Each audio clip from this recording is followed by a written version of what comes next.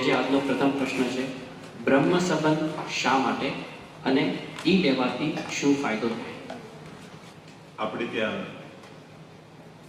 જેમ શાસ્ત્રોમાં કહ્યું છે કે જ્યાં સુધી જીવ દીક્ષિત નથી થતો, દીક્ષા નથી લેતો, ત્યાં સુધી એના મંત્ર જાપ આ સત્કર્મો ફલિત નથી થતા.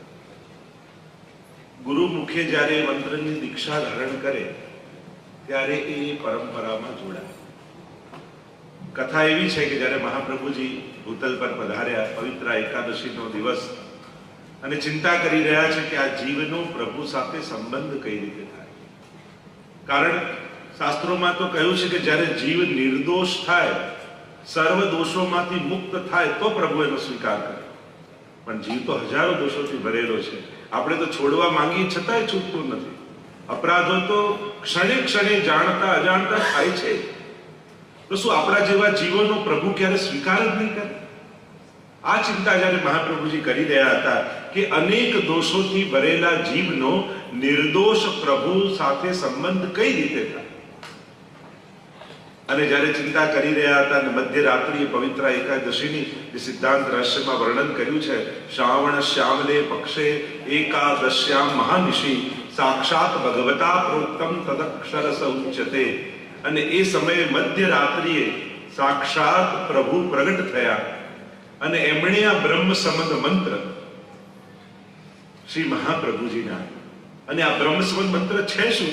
તો કે શરણાગતિની દીક્ષા છે. આપણે ત્યાં બે પ્રકારની દીક્ષા છે, એક નામ દીક્ષા, બીજું શરણાગતિની દીક્ષા, અષ્ટાક્ષર ને પંચાક્ષર. કારણ કે ભગવદ્ ગીતામાં ભગવાન આજ્ઞા કરે છે, સર્વ ધર્માન પરિત્યજ્ય મામ એકમ શરણમ વ્રજ, તું મારી શરણમાં આવ. એમ ભગવદ્ ગીતામાં ભગવાને આજ્ઞા કરી, પણ પ્રોસેસ નથી બતાવી કે શરણમાં કઈ રીતે જવાય. તો આજની રાત્રે પ્રગટ થઈ પ્રભુએ શરણાગતિની પ્રોસેસ આપી છે કે શરણાગત થવાની આ વિધિ, એટલે એને બ્રહ્મ સંબંધ કહીએ છીએ. બ્રહ્મ સાથે આપણો સંબંધ એમ તો અનાદિ છે, પણ એ જીવાત્મા અને પરમાત્માનો સંબંધ છે. અહીંયા જે સંબંધ છે એ સર્વભાવનો સંબંધ છે. મહાપ્રભુજી કે સર્વદા સર્વ ભાવેન ભજનીયો વ્રજાધિપ, એટલે કે મારી ભીતર રહેલા સર્વ ભાવો દ્વારા હું ભગવાન જોડે સંબંધ જોડું છું. એટલે કે ત્વમેવ માતા ચ પિતા ત્વમેવ બંધુશ્ચ સખા ત્વમેવ સર્વમ મમ દેવ, એટલે કે સર્વ ભાવો. આપણે ત્યાં 5 ભાવો કયા છે, એ 5 ભાવો સાથે પ્રભુ સાથે સંબંધ જોડું છું. તો આમ આ શરણાગતિની વિધિ એટલે બ્રહ્મ સંબંધ, જેમાં મંત્રમાં આપણે બોલીએ છીએ કે ભગવાનથી વિખુટા પડે હજારો જન્મોનો સમય વ્યતીત થવાથી હૃદયમાં જે તાપ ક્લેશનો આનંદ જેને તિરોધાન થયો છે. ભગવાનના અંશ આપણે છીએ, તો અંશ છીએ તો ભગવાન રૂપ હોવા જોઈએ. જે ગુણો ભગવાનમાં છે, જેમ પેડામાંથી ટુકડો તોડો, મોટા ટુકડામાંથી સ્વાદ અને ગુણ હોય, એ જ નાના ટુકડામાં હોવા જોઈએ. પણ વિખુટા પડે અનેક જન્મો વ્યતીત થઈ જવાથી, એના કર્મબંધનો આદિ લાગવાથી જીવ પોતાનું મૂળ સ્વરૂપ ભૂલી ગયો કે હું કોણ છું અને મારે શું કરવું જોઈએ. તો એવો હું જીવ, મારું દેહ, પ્રાણ, ઇન્દ્રિય, અંતઃકરણ, ઇન શોર્ટ આજ સુધી જે કાંઈ પણ મેં મારું માન્યું છે એ આત્મા સહિત પ્રભુ આપને સમર્પિત કરું છું. એટલે પોતાની અહમતા અને મમતાનું વિધિવત સમર્પણ, એનું નામ બ્રહ્મ સંબંધ. કે જીવ પોતાની અહમતા અને મમતા જેને કારણે સંસારમાં બંધાયેલો છે, એ બંને પ્રભુના ચરણે ધરી અને પ્રભુ સાથેનો શાશ્વત સંબંધને યાદ કરે છે. જેમ એ બધું સમર્પિત કરી દે અને પ્રભુની સેવામાં જોડાઈ જાય, તો જેમ અગ્નિ લાકડાની અંદર છે પણ બહારથી અગ્નિ અડાડો ત્યારે એનો અગ્નિ પ્રગટ થાય, એમ એ આનંદ તત્વ આપણી ભીતર છે, પણ જ્યારે પરમાનંદના સંપર્કમાં એના થઈશું ત્યારે એના સ્પર્શથી, એના સાનિધ્યથી આપણી અંદર પણ રહેલો એ આનંદરૂપ અગ્નિ જાગૃત થશે અને જીવ બ્રહ્મસંગમાં બોલે છે કે હે કૃષ્ણ, હું તારો જ છું. કોઈના થવું એમ તો 6 સ્ટેપ શરણાગતિના મહાપ્રભુજી આપે, થોડો વિસ્તાર થઈ જશે. અનુકૂલસ સંકલ્પ પ્રતિકૂલ વિસર્જનમ કરિષ્યતિ તે વિશ્વાસો ભર્તૃત્વે વર્ણમ યથા આત્મ નૈવેદ્ય કાર્પણ્ય ષડવિધા શરણાગતિ. આ 6 પ્રકાર શરણાગતિના સ્ટેપ આપ્યા મહાપ્રભુજી. પહેલું, અનુકૂલસ સંકલ્પ, પ્રભુને જે ગમે એ વસ્તુને જીવનમાં સ્વીકારતા જાઓ, આ પહેલું સ્ટેપ. બીજું, પ્રતિકૂલ વિસર્જનમ, પ્રભુને જે નથી ગમતું એને જીવનમાંથી કાઢવાની કોશિશ કરો. કરિષ્યતિ કે વિશ્વાસો, પ્રભુ જે કરે છે સારું જ કરે છે એવો વિશ્વાસ, શરણાગતિનું ત્રીજું સ્ટેપ. ભર્તૃત્વે વર્ણમ યથા, મારા ભર્તા, મારું ભરણ પોષણ કરનારા મારા સ્વામી, મારા ઠાકોરજી છે એવું માનીને જીવવું, આ ચોથો સ્ટેપ છે. કાર્પણ્ય એટલે દીનતા, દીનતા ભાવ આ પાંચમો સ્ટેપ. અને આત્મસમર્પણ, કાર્પણ્ય ષડવિધા શરણાગતિ, અને છઠ્ઠું સ્ટેપ છે શરણાગતિ આત્મસમર્પણ, કે આ જે કાંઈ પણ છે એ પ્રભુ તમને ધરું છું. આ બ્રહ્મ સંબંધમાં જે ભાવાર્થ છે એ છઠ્ઠું સ્ટેપ. આમ 6 સ્ટેપ શરણાગતિના છે. તો જીવનમાં બીજું કંઈ યાદ નથી, આ 2 વસ્તુ તો યાદ રાખવી. ભગવાનને જે ગમે એને અપનાવતા જવું, એને જે નથી ગમતું એ જીવનમાં કાઢતા જવું. તો આ બધા શાસ્ત્રો તો સારેમાં આવી જાય. તો આમ બ્રહ્મ સંબંધ એટલે વિધિવત પ્રભુની શરણાગતિ સ્વીકારવી. અને સ્વીકાર્યા પછી ભગવાનનું વચન છે કે જે જીવ મને શરણાગત થાય છે, અહમ ત્વામ સર્વ પાપેભ્યો મોક્ષે, બધા અપરાધોમાંથી ઠાકોરજીને મુક્ત કરે છે. અને બીજું કહ્યું છે કે યોગક્ષેમમ વહામ્યહમ, એનું યોગ અને ક્ષેમ અનન્યા ચિંતયંતો મામ યે જના પર્યુપાસતે તેષામ નિત્યાભિયુક્તાનામ યોગક્ષેમમ વહામ્યહમ. જે શરણાગત થઈને રહે છે ઠાકોરજી એનું યોગ અને ક્ષેમ એટલે કે મેળવવાની જે વસ્તુ એની ઈચ્છા છે એનું મેળવી આપવું, એનું નામ યોગ. અને મળેલી વસ્તુને સાચવી રાખવી, એનું નામ ક્ષેમ. તો આમ ઠાકોરજી યોગ અને ક્ષેમ એને કરી આપે છે જે જીવ શરણાગત છે. બ્રહ્મ સંબંધનો લાભ શું? તો કે પ્રભુની શરણાગતિ લો તો પ્રભુ જ ચગડું કરી આપે. અને સિદ્ધાંત રહસ્યમાં પણ બતાવવામાં આવ્યું, સહજા દેશ કાલોત્થા લોકવેદ નિરૂપિતા સંયોગજા સ્પર્શજા નમંતવ્યા કથમ ચન અન્યથા સર્વદોષાણામ મન વૃત્તિ કથમ ચન. એટલે બ્રહ્મ સંબંધ દેવાથી જીવ સર્વ દોષોથી નિવૃત્ત થઈ અને પ્રભુની સેવાને લાયક બને છે. એટલે કે તમને સેવાનો અધિકાર પ્રાપ્ત થાય છે. કારણ કે આપણું ધન, તન અને મન આ ત્રણેય લૌકિક છે. તો લૌકિક એવા આ સાધનોથી અલૌકિક એવા પ્રભુને કેમ પામી શકાય? તો બ્રહ્મ સંબંધ દ્વારા આ ત્રણેયનું સમર્પણ કરી દઈએ છે, ભગવત સંબંધ એનો કરી દઈએ છે. અને એકવાર જેનો ભગવત સંબંધ થઈ જાય એ પછી લૌકિક રહેતું નથી, એમાં અલૌકિકતા, એમાં ભગવતતા આવી જાય. જેમ તમે જારીજી બજારમાં ખરીદવા જાઓ તો ઘસીને જુઓ, વજન કરીને જુઓ, ભાવતાલ કરીને જુઓ, પણ એકવાર ખરીદીને લઈ આવો ને અંદર જલ ભરી લાલ કપડું લપેટી અને ઠાકોરજી આગળ ધરો, પછી તો એમ જ કહો જારીજી પધરાવો, જારીજી ખાસા કરો, જારીજી લાવો, પછી આખો ભાવ જ બદલાઈ જાય. કારણ કે એનો ભગવત સંબંધ થયો.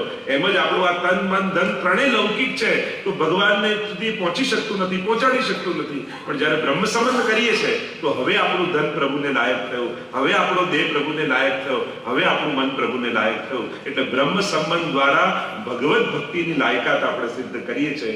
એવો ભાવ આપણે ત્યાં બ્રહ્મ સંબંધનો ટૂંકાણમાં મેં કહ્યું, બાકી વિસ્તાર તો આનું ઘણું છે, આના પર આખી કથા થઈ શકે, પણ બ્રહ્મ સંબંધનો મૂળ ભાવ આ છે. માનસિક શાંતિ કઈ રીતે મેળવવી? જો આ મનનો સ્વભાવ જ, જો મનનું ડેફિનેશન શું છે શાસ્ત્રોમાં? સંકલ્પ વિકલ્પાત્મક મન. જે સંકલ્પ વિકલ્પ કરે એનું નામ મન. અને આપણે બધા મનનો નિગ્રહ કરો, મનને બાંધો, બહુ તોફાની છોકરાને બાંધવા જાઓ શું થાય? એક વસ્તુ સમજો, જેમ તમારી આંખો બંધ કરીએ તો કેવા બેચેન થઈ જાવ, કારણ કે જોવું એ આંખનો સ્વભાવ છે, એના નેચરમાં છે, એ જોવા માટે જ મળી છે. અને જ્યારે તમે એના નેચરથી દૂર કરો છો તો વ્યાકુળ થાય. તમે કાન બંધ કરી દો તો કેવો બેચેન થઈ જાય, કારણ કે સાંભળવું કાનનો સ્વભાવ છે.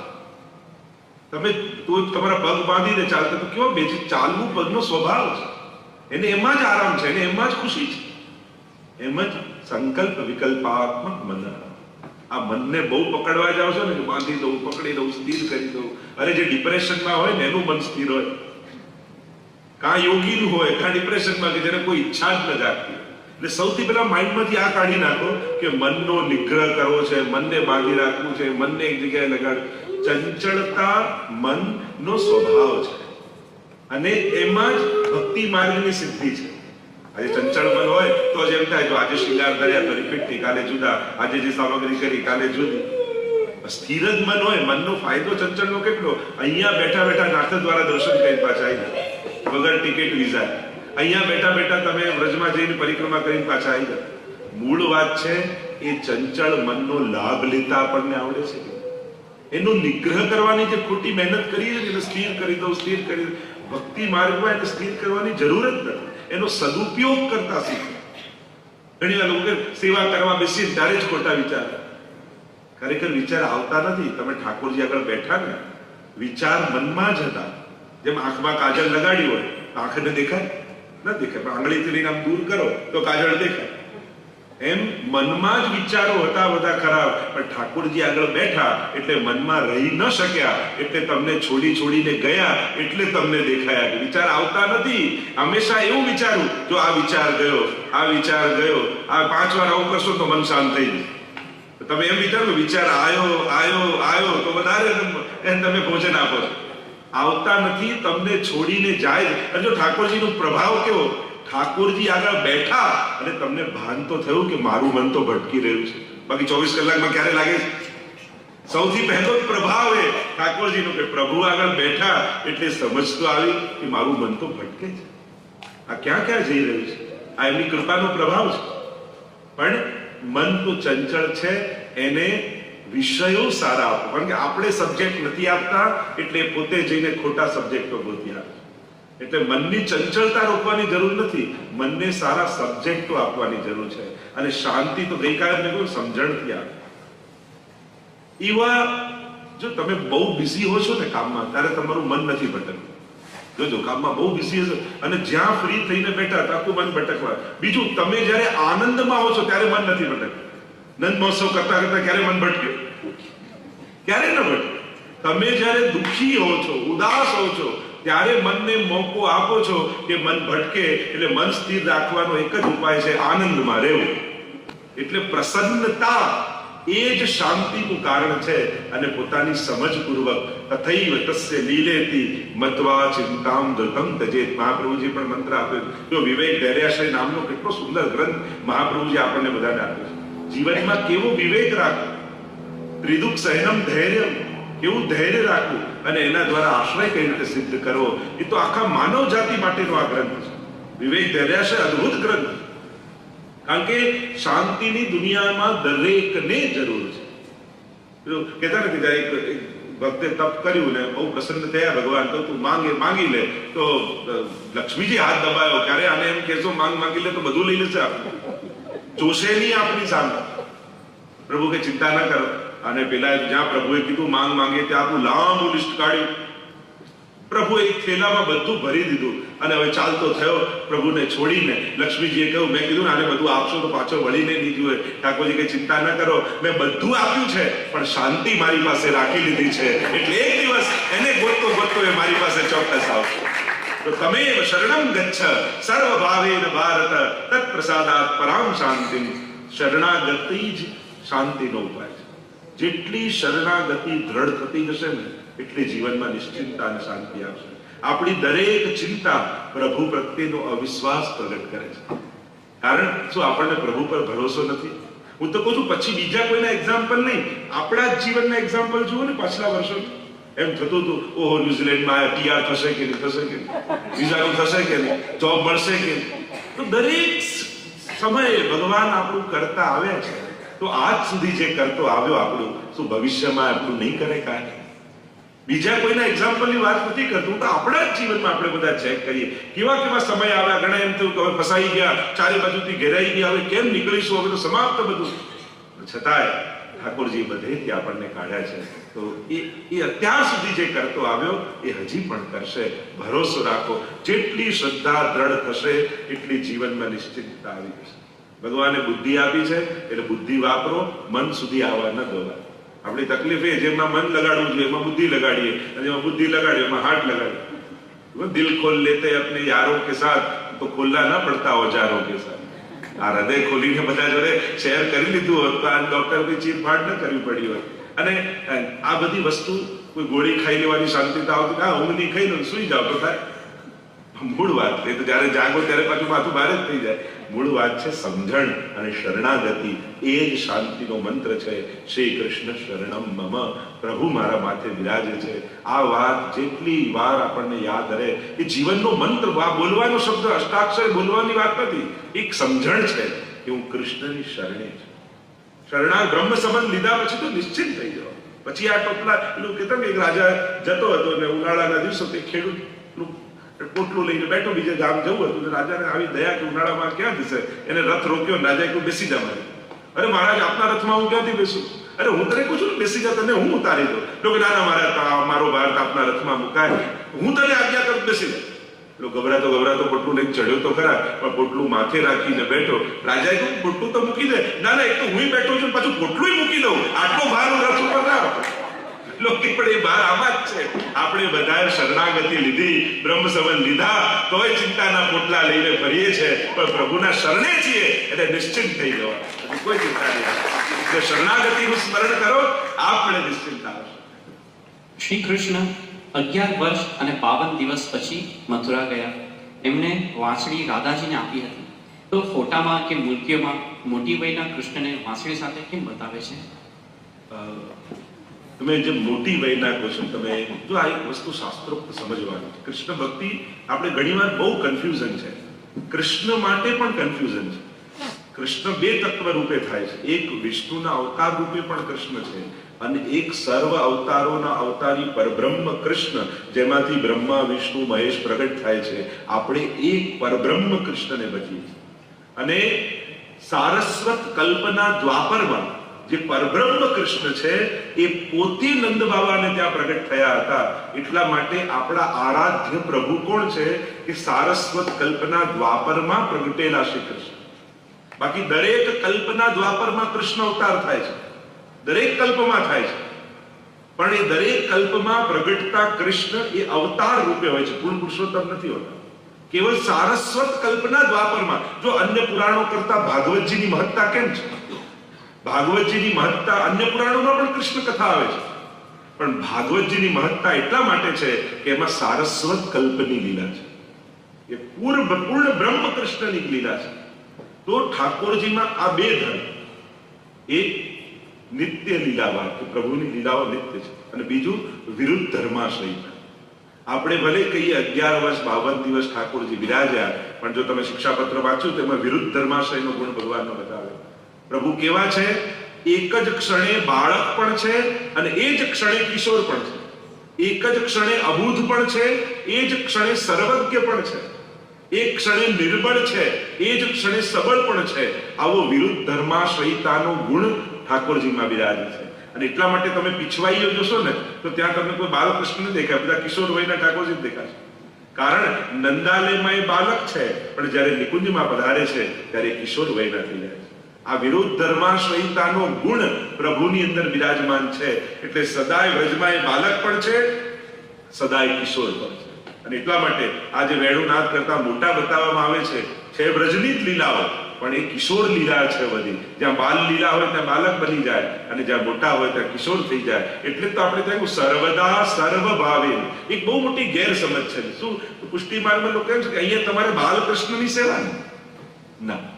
7 સ્વરૂપમાં બાલકૃષ્ણ કેટલા? એક જ નહીં, બાકી બધા મોટા જ છે. 7 સ્વરૂપમાં તમે જુઓ બધા મોટા જ છે. બાલકૃષ્ણની સેવા નહીં, બાલ ભાવની સેવા છે. આ બંનેમાં ફરક છે. યશોદાજી માટે ઠાકોરજી 100 વર્ષના થઈ જાય ને તો એમના હૃદયમાં તો બાલ ભાવ જ રહે. બાલ ભાવ અને બાલ કૃષ્ણ બંનેમાં ફરક છે. તો અહીંયા સર્વ ભાવની સેવા છે. એટલે કે મર્યાદા માર્ગમાં જેવું સ્વરૂપ હોય એવો જ અનુભવ કરાવે, અને પુષ્ટિ માર્ગમાં ભક્તનો જેવો ભાવ હોય એવા ઠાકોરજી થઈને અનુભવ કરાવે. આ પુષ્ટિ પુરુષોત્તમનો ફરક. એટલે અહીંયા તમે જે ભાવ લઈને પ્રભુ પાસે જાઓ, ઠાકોરજી એવા થઈને તમારા ઉપર કૃપા કરે. આપણે ત્યાં તો વાર્તામાં પ્રસંગ આવે છે કે પેલા એક માજીને ત્યાં મદન મોહનલાલજીને કાળુ ઠાકોરજીનું સ્વરૂપ બિરાજતું, અને એને બીજા કોઈ ઠાકોરજી જોયા જ નતા. હવે એકવાર યાત્રામાં જવાનું હતું એટલે ઠાકોરજી ત્યાં પધરાવી ગયા એક વૈષ્ણવને. તેને ત્યાં બાલકૃષ્ણલાલજી બિરાજ, એટલે માજીને ત્યાં પધરાવી ગયા પેલા વૈષ્ણવ. અને એને તો ચાપીજી માજીએ ખોલી, માજીએ મદન મોહનલાલજી સિવાય કોઈ જોયા જ નતા. અને પેલાને ત્યાં બાલકૃષ્ણલાલજી પેલા વૈષ્ણવ એ પધરાવી ગયા અહીંયા. અને માજીએ જ્યાં ઝાંપીજી ખોલી અને વળેલા ઠાકોરજી જોયા, એને તો કરે ઠાકોરજી ઠંડી લાગી ગઈ.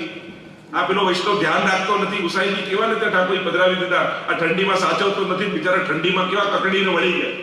એટલે પેલાએ તો ગરમ તેલ કર્યું, બધા પદાર્થો પધરાવ્યા અને માલિશનું તેલ બનાવી અને ઠાકોરજીના ચરણાવીમાં ઘસવા લાગી કે એમના ચરણ ઠીક થઈ જાય. પ્રભુ વિચાર કરે કે વાંક પેલા વૈષ્ણવનો નથી, વાંક ગુસાઈજીનો નથી, પણ જો હું ઊભો ન થયો તો મારો વાંક ચોક્કસ. કારણ કે એને મદન મોહનલાલજીમાં જ ભાવ હતો. તો એ બાલકૃષ્ણલાલજી ઠાડા થઈને મદન મોહનલાલ બની. અને એ સ્વરૂપ આજે પણ મથુરામાં બંગાળી ઘાટમાં મદન મોહનલાલજીનું મંદિર છે, ત્યાં બિરાજે છે. જે બાલકૃષ્ણલાલજીમાંથી મદન મોહનલાલજી થયા. તો આ ફરક છે, બાલ ભાવની સેવા છે, બાલ કૃષ્ણની નહીં. તો પ્રભુ સદાય બાલક પણ છે અને સદાય કિશોર પણ છે. આ વિરુદ્ધ ધર્માશ્રય લીલાને કારણે આપણે ત્યાં આ રીતે મોટા સ્વરૂપ દેખાય છે. એનો પહેલો સવાલ માળા તિલક વિશે સમજાવશો. એટલે જેમ આપણે ત્યાં વૈષ્ણવતાના જે લક્ષણ યા વૈષ્ણવ થવાના, સેવા કરવાના જે ચિહ્ન ધારણ કરીએ છીએ, એક તો શાસ્ત્રોમાં એ આજ્ઞા છે, દેવમ ભૂત્વા દેવમ યજે, દેવો ભૂત્વા દેવમ યજે. જેને ભજો છો એવા થઈને ભજો. અને એટલા માટે અમુક ચિહ્નો આવે કે જેને જેમ મહાદેવજીને કોઈ ભજતું હોય તો ભભૂત લગાડીને ભજે, જેમ માતાજીની કોઈ ઉપાસના કરતું હોય તો ચુંદડી નથ આ બધું રંગ પેલું લગાડીને, કંકુ લગાડીને ભજે. અને શાસ્ત્ર આજ્ઞા એવી છે, દેવો ભૂત્વા દેવમ યજે, તમે જેની ઉપાસના કરો છો એવા થઈને કરો. તો આપણે વિષ્ણુની ઉપાસના કૃષ્ણની કરીએ છીએ, એટલે આપણે ત્યાં એક ક્રમ છે કે તિલક જે ભગવાન ધારણ કરે છે અને શંખ ચક્ર ગદા પદ્મ એ પણ ચિહ્નો ધારણ કરવામાં. તો એ ચિહ્નો ધારણ કરી એના જેવા થઈ એને ભજવાનો પ્રકાર છે. અને બીજો ભાવ, આ મૂળ શાસ્ત્રોક્ત પ્રકારની વાત કરું છું, બીજો એક ભાવ આપણે ત્યાં એ છે કે આ તિલક શું છે તો કે ઠાકોરજીનું ચરણારવિંદ. જેમ આમ કોઈનું ચરણ પગ આમ હોય તો કેવું આમ થઈ જાય.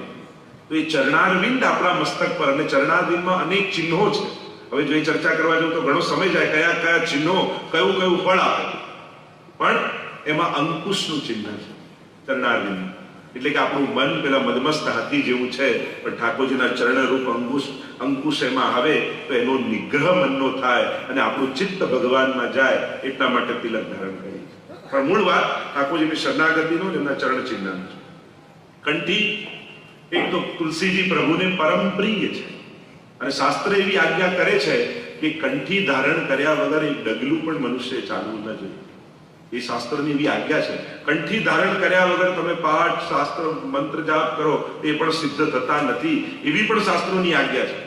અને એટલા માટે આ કોઈ સિમ્બોલ નથી કે આનો સેવક થઈ ગયા, આના શિષ્ય થઈ ગયા, એ બતાવવા માટે નથી. આ પ્રભુ પ્રીત્યર્થ છે એમ શાસ્ત્ર કહે. આપણે એમ માનીએ કે આ તિલક કરવા લોકોને ખબર પડે કે આવીશું, એવું કઈ આ જાહેરાત કરવા માટે નથી. આ તો આપણી ભાવાત્મકતા છે. કંઠીનો પહેલો ભાવ, તો આપણું શરીર બે ભાગમાં વહેંચાયેલું છે, મસ્તક અને ધડ. મસ્તકમાં જ્ઞાન છે અને ધડમાં કર્મ છે. અને આ બંનેને જોડે છે કંઠ, એ ભક્તિ રૂપા છે. અને એટલા માટે કેમ હાથમાં નથી પહેરતા, કેમ માથે નથી પહેરતા, કેમ કંઠી જ કહેવાય, કંઠમાં જ કેમ? કારણ કે આપણું જ્ઞાન અને કર્મ આ બંને ભક્તિમય રહે, એટલા માટે કંઠમાં કંઠી ધારણ કરીએ છીએ. કે આ તુલસીજી જે પ્રભુને પરમ પ્રિય છે, તો હું પણ આ ધારણ કરવાથી પ્રભુની પ્રિયતાને ધારણ કરી શકું, પ્રભુને પ્રિય બની શકું. એટલા માટે તુલસીની કંઠી ધારણ કરવામાં. એના બીજા ઘણા કારણ છે, આ તો સિમ્પલ કારણ.